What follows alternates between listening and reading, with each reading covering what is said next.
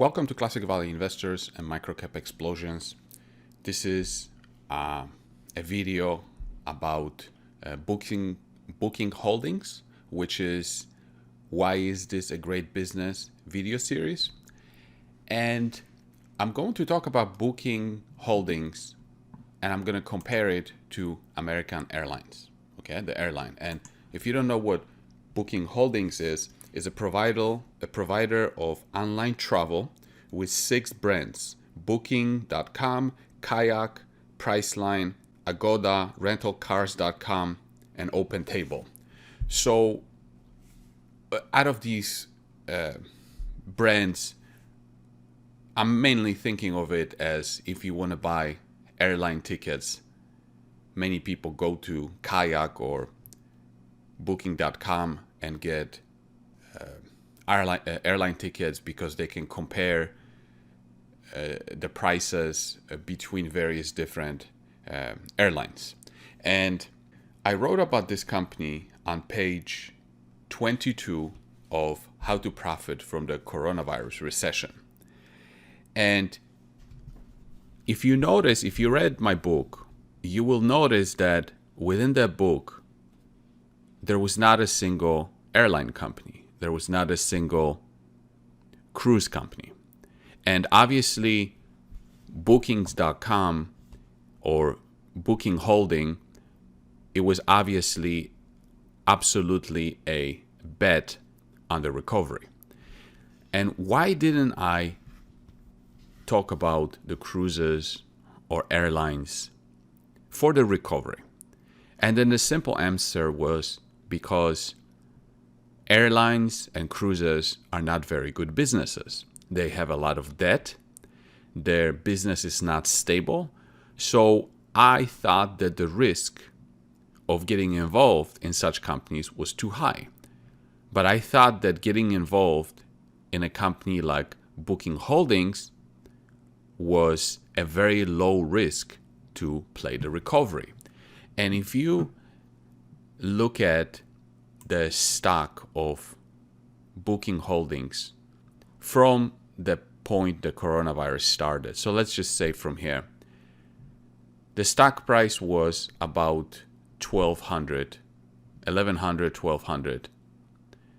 Let's just call it $1,100 at the bottom in March 2020. And now we're looking at almost $2,300 per share, which means that the company's stock doubled over this time period, right? It doubled, but this company carried a very low risk of going out of business. And now if you look at the stock of American Airlines, from around the same point, March 23rd, American Airlines stock was about $10 and now is $18. So it's not quite a double, but let's call it a double. Now, double on American Airlines and double on Booking Holdings, even though the returns look the same, it's completely different because you were taking a very little risk with Booking Holdings versus American Airlines, and you got the same result. Which takes me to a point that there is a misconception that in order to get high returns, you have to take high risks. And in this particular case, it was obviously not the same. You were taking very low risk with Booking Holdings, and you still doubled your money, versus you were taking a lot of risk with American Airlines, and you didn't even double your money during that time. Now let's talk about some metrics just to show you how fabulous the business is for Booking Holdings.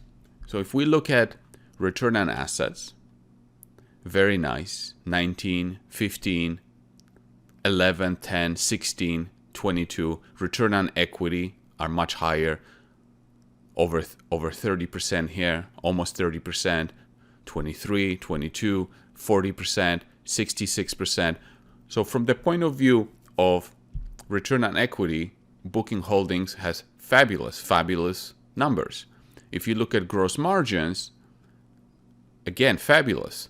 Almost, 90% gross margins. If you look at operating margins, over about 35%. If you look at net margins, 29, 28, 20, 18, 27, 32. So you're looking at a very, very good business.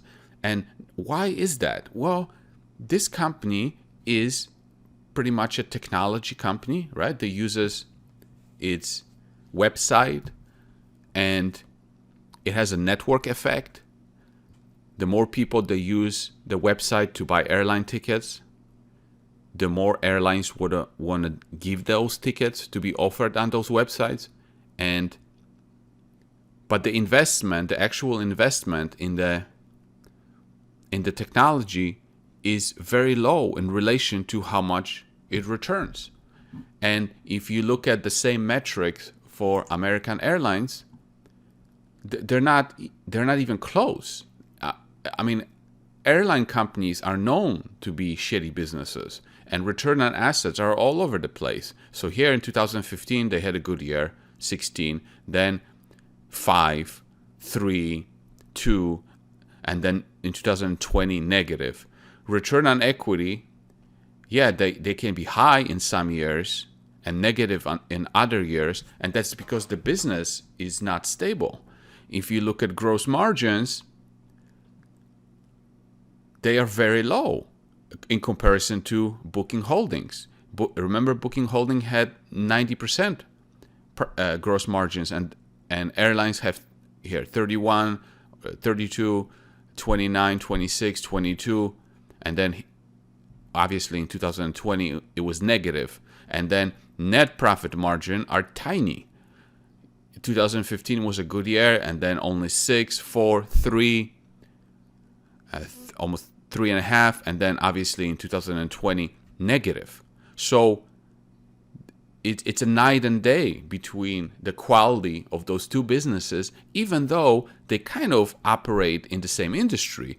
One is selling airline tickets, and the other one is transporting people.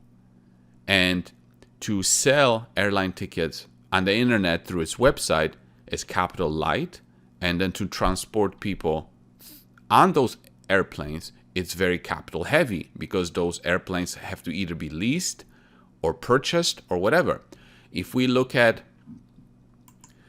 Booking Holdings cash flow statement, this is where you see where the money goes, who benefits from the money. Net operating activities, net cash provided by operating activities. So it was about 4.6 billion in 2007, 5.3 in 2018, and then 4.8 in 2019. But the bigger question is, who benefits from this money, and where does this money go to? So if we look at investing activities, we see as far as CapEx, addition to property and equipment, very tiny amount in relation to the cash flows from operating activities. And the biggest positive inflow is proceeds from the sale and maturity of investments. So this is pretty much just parking money, parking the cash on the balance sheet into short-term investments. So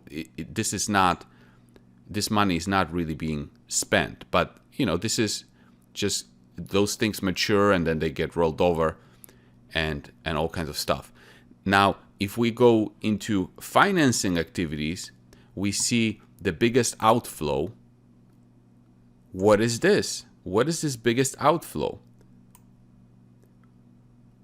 Repurchase of common stock. So as a common shareholder, most of the cash flow from operating activities goes to buy back shares.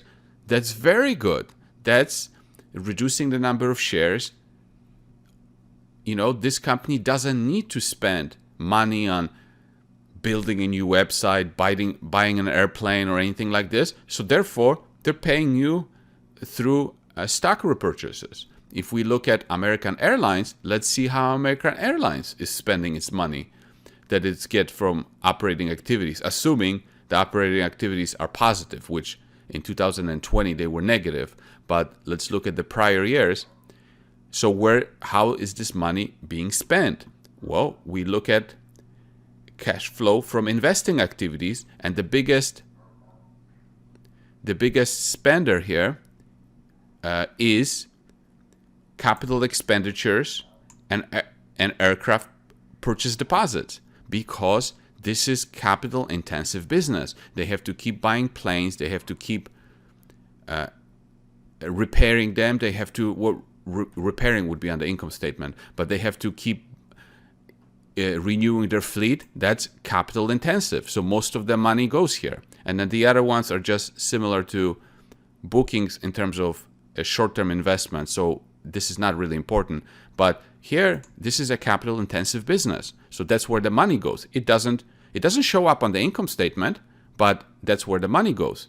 And if you look at financing activities, do we get any buybacks? No, we get proceeds from long-term debt. So they're taking on more debt, which is not too fun for shareholders. Nothing. There's no dividends. There's no buybacks. It's a completely different thing. So your money as a shareholder goes mostly for capex, and there's not much money left. And therefore, as a result, when you look at a very long-term chart of American Airlines, I mean, it's not a straight line up. It's just not a fantastic business. But if you look at the long-term chart of something like Booking Holdings, look at this. And that's because this is a quality business that doesn't require a lot of capital. It has a moat. Unlike airlines, it doesn't have any moat. And that's why when you hold these things long term, they deliver the way they deliver. So that's it for this video. Thanks for watching. Have a good day.